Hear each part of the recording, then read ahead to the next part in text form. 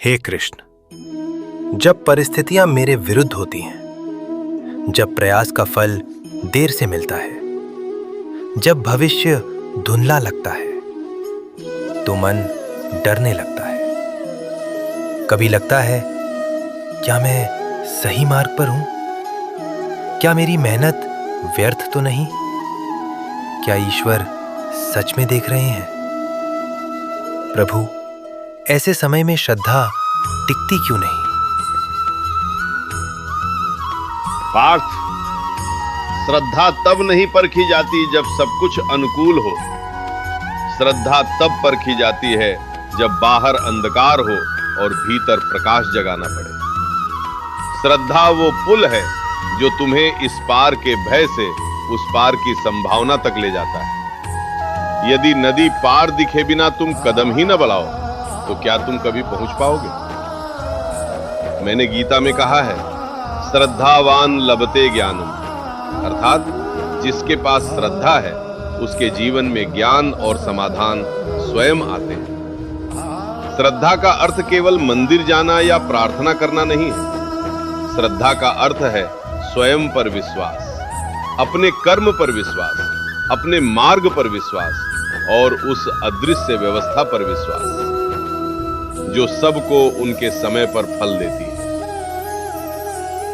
परंतु जब बार बार असफलता मिले, जब प्रतीक्षा लंबी हो जाए, तो मन टूटने लगता है।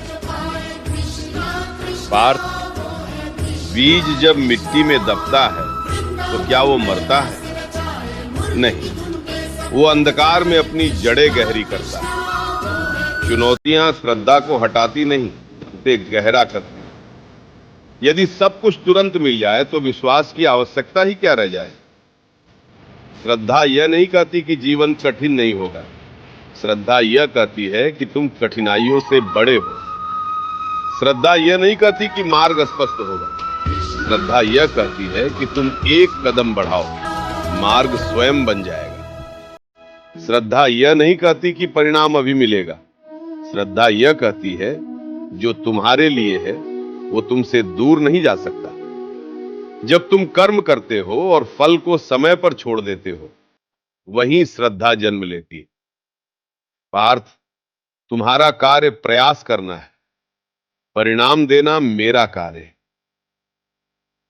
हे कृष्ण, तो क्या श्रद्धा भय का अंत है?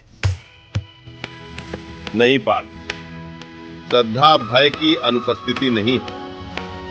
ये भय के बावजूद आगे बढ़ने का साहस है। जब तुम्हारा मन कहे मैं नहीं कर सकता और तुम्हारा हृदय उत्तर दे मैं प्रयास करूंगा, वही श्रद्धा है।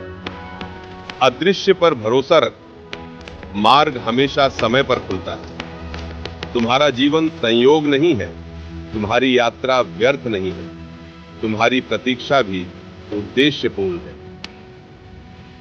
आज कुछ क्षण चुप रहकर जीवन पर भरोसा करो।